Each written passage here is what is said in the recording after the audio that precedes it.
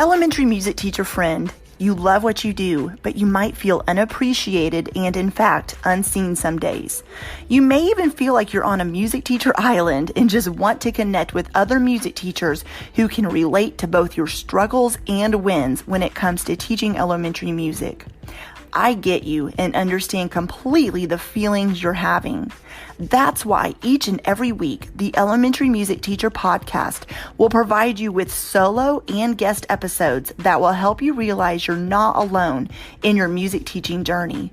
Throughout each episode, my goal is for you to be able to walk away with actionable steps and ideas to help you feel like you're ready to take on the new week with whatever challenges may be thrown your way. Hi, I'm your host, Jessica Peresta, and I'm so glad you're here. Whether you're at home, in your car, in the shower, or wherever else you're listening, grab your cup of coffee or whatever other beverage is nearby and listen in to the Elementary Music Teacher Podcast. I'm Chris Dutchko, co-host of the Ninth Grade Experience podcast, a part of the Education Podcast Network, just like the show you're listening to now. Shows on the network are individually owned, and opinions expressed may not reflect others. Find other interesting education podcasts at edupodcastnetwork.com. Hey there, I am so excited to get going again on the podcast. Thank you for joining me today. Thank you for joining me for any episode for that matter. And I am looking forward to providing brand new content just for you. Today's episode is a solo episode, and it is about why trial and error is actually a good thing. And I wanted to record this episode towards the beginning of the school year because I want to give you permission, not that you need it, to try new things this year, to know that it's okay to fail. And we're going to get into it a little bit more. Before I do, though, I want to tell you that the podcast is going to be changing just a little bit, not in a dramatic way, but just a little bit. Instead of episodes coming out every week, they will now come out bi-weekly. So every other week, an episode will come out. My schedule is picked up in a good way, but I just cannot keep the momentum going I have kept up the last 4 years. So with that said, there are over 200 episodes for you to go back to and listen to. And moving forward, the podcast will just come out, every other week now instead of every week. So I am still showing up. I'm still here, not going anywhere, but we're just going to kind of loosen the purse strings a little bit, if that's the phrase I'm looking for. So this episode does have a blog post that goes right along with it. You can check that out in the show notes, and you can read right along as you're listening or after the episode if you'd like. The best laid plans on paper don't always go according to plan. So what I'm getting at is if you have a lesson plan and it looks like it's going to go amazingly well, you're so excited about it, you're thinking about what your students are going to do to this plan, you can just kind of envision it coming to life. But then when you try to execute it, it doesn't really go the way you thought it would. That is something that's so super frustrating as a music teacher. It's something that nobody really tells you about when you're preparing to become a music teacher, but you get in there and into your classroom is where I mean by in there, and you start planning lessons and you start trying to put them together and you're trying to figure out how much do I plan? How little do I plan? Am I over planning, under planning? Am I including enough transitions? Am I including enough different means of learning and all the things that go into it? It is tough. But here's what I'm going to tell you. Just because you have it on paper, it's not always going to go swimmingly well. Sometimes it's going to go amazing and other days it's not. But this is where trial and error comes in. What is the worst that's going to happen if you plan a lesson and it does not go great? It just doesn't go great. It is not a reflection of who you are as a person. It's not a reflection of who you are as a teacher. It's not a reflection of who your students are. It could have been off for any number of reasons. It could have been your students just had an off day. You had an off day. There was some preparation you needed to do to get your students ready for that concept. Maybe the song wasn't resonating because they just didn't understand it, or it was maybe too hard and you needed to break it down a little bit more. I wasn't in there. I don't know what the reason was, but I know this feeling. You drive home and you're starting to feel like, oh my gosh, I'm just not qualified. I'm not good enough. I don't know what I'm doing. And I feel like an imposter in my own classroom. Instead of having those thoughts, they will come. They're going to come. It's normal. But instead of holding on to those thoughts and letting them come into your head and letting them sit there and dwell on them, think about why that lesson maybe was off. And I've talked about this in detail in some other episodes. So I'm not going to spend the whole time talking about lesson planning, but this is just one of my first examples when it comes to trial and error. Is you're going to sometimes have lessons that don't go well, but we're going to get into why that's actually a good thing. Experimenting and giving yourself permission to fail and learning from your mistakes will help you to succeed in the long run. If you've never tried to implement a lesson, anybody can write a lesson plan. Maybe not anyone, but those of us who went through the education program in college, we all had to write lesson plans, really, really, really detailed lesson plans. But there's something different about putting the lesson plan together and actually executing the plan in front of living, breathing human beings. It's not the same thing. There's a disconnect there. But you need to experiment with it. You don't know if that plan's going to work unless you try. You need to give yourself permission to fail. Go in knowing this could go great. It may not. But I'm not going to know unless I do it. You're going to buy lesson plans. Let's talk about Teachers Pay Teachers. Nothing wrong with it. It's a great site. I'm like fully supporting those who want to sell their work and make money and help support teachers. It's awesome. But at the same time, if you purchase a lesson plan, just because it has the cute font on there and those, kids on there with the giant heads and the, colorful pictures and whatever else, doesn't mean that this plan is going to work well with your students. And also on the flip side of that, just because a lesson plan tells you to teach the procedures of that plan from numbers 1 through 7, doesn't mean you have to do it in that order. You can change it up to fit the needs of your students. So be okay with experimenting and giving yourself permission to fail. Learn from your mistakes. If it doesn't go well, learn from that. When we talked about all the different reasons it might go wrong, well, jot down those reasons. Think through it.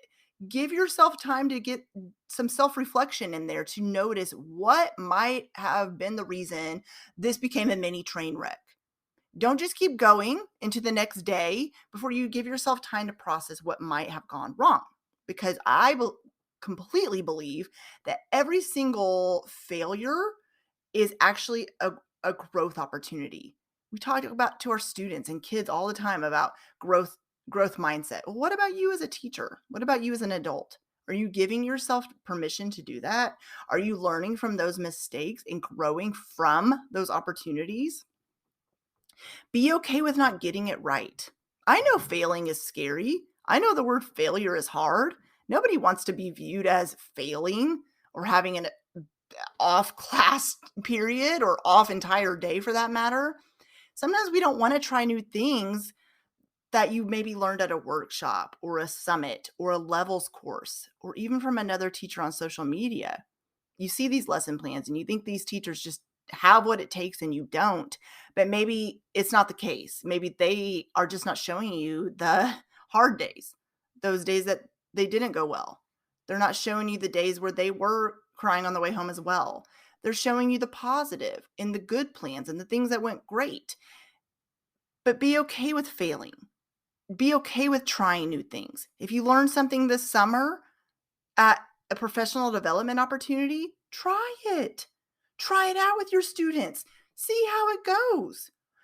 You're not going to know how it's going to go unless you try it. But maybe you're not trying it because you don't think you're going to do it right. You don't think you're going to do it as good as the presenter did or as the teacher you got the idea from is doing. You don't know how your students are going to receive this new thing. So you're just kind of stuck in this fear mode of, I'm not going to try this thing because it might not go well. But let's flip that. I always like to flip it a little bit, okay? What if it does go great? What if it does work? What if this new idea goes amazingly well? If you never try, you're never going to know. So try and see. When asking for all the advice in Facebook groups is the next point I kind of want to make here, and all over social media, sometimes you just need to trust that you have what it takes as well. There's nothing wrong with asking questions. I think it's a good thing. I have a whole membership site for that reason. Ask questions, collaborate, have a community, accountability. It's important. But sometimes what I see happening is there's just all these questions being asked, but you're not really implementing what you're learning, or you're not trusting yourself enough to just go ahead and get in there and try the thing. You're wanting the perfect answer. And let me tell you right now, I don't know if anybody's told you this, but there is no perfect teacher. There is no perfect lesson. There is no perfect solution. So when you're asking questions, first of all, you're going to get 367,000 answers to that one question, which can cause confusion for you. Like, how do I move forward? But on the other side of that is you're asking questions you may already have the answer to. You may already in your head go, I kind of want to try this, but you feel stuck because that word failure is creeping in. So I'm going to encourage you, before you go this school year and ask a question into one of these amazing music education Facebook groups, I even have 2 of them, okay? Before you do that though, ask yourself, do I have a way I would like to try this? Try it first, then ask the question. Don't let fear of you not being air quote expert enough hold you back from trying something out with your students or in your classroom. I think back in my life, the times things have gone epically wrong, either in teaching or in any area of life for that matter, this is when I've seen the most growth in myself. If things were always going perfectly well, it's just sunshine and rainbows every day, it would be lovely and beautiful. Of course it would, but there would be no opportunity for growth. So if you're not getting out of your comfort zone and stepping out of that box and, allowing yourself to be creative and try new things, you're not going to experience the growth you're wanting to. And you might not be as far ahead as you wanted to be because maybe you're just fearful of doing it wrong, doing it differently, not doing it the way others are doing. And what if I am doing it different? Like that's a good thing actually. Like I don't think teaching music should be so cookie cutter. I think the idea of you doing things the way you want to do them is good. Like we need these creative thinkers out there. We need creative people that are doing things a little bit out of the ordinary, because that is where learning, others will learn from you, your students will learn from you, and you're going to grow tremendously. So this year, I want to give you permission to allow yourself to mess up.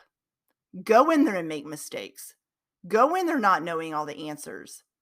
Go in there not knowing what you're doing some days. Go in there and laugh at yourself. Like, oh my gosh, I totally messed up, guys. It's okay. We're going to keep moving forward. Learn from these moments, the hard moments, the bad moments, the exhausting moments. Learn from them. And then I want you to keep going and keep growing. So I can't wait to hear about all the amazing work you're doing this school year. I'm so excited. The beginning of the school year is a fresh start. It's a fresh opportunity for you to have a new crew of kids who, even if you've known them, they're in a new grade level. It's a fresh start. You have what it takes. Go in there knowing you don't have to have the perfect day. Your kids actually love to see you being human, by the way. Your students want to see that. They want to be able to relate to you and know that you have off days just like anyone else. So go in there and do the dang thing. Okay, friend? I'll see you soon for another episode. Have an amazing week. Well, hey there. Thank you so much for listening into the Elementary Music Teacher Podcast. There is an exclusive Facebook group just for listeners of this podcast and any elementary music teacher called the Elementary Music Teacher Community Facebook Group. Come on over and join us there, where we have conversations around the podcast episodes and encourage each other each and every week. And also head to my website, thedomesticmusician.com. I have some free resources there that you can download to help you gain traction in your classroom today today, as well as the blog and the membership site and all kinds of other goodies to help you keep going in your music teaching journey. I cannot wait to keep connecting with you and encouraging you and spurring you on in your journey of teaching elementary music. Hang in there, have an amazing week, and I will see you soon.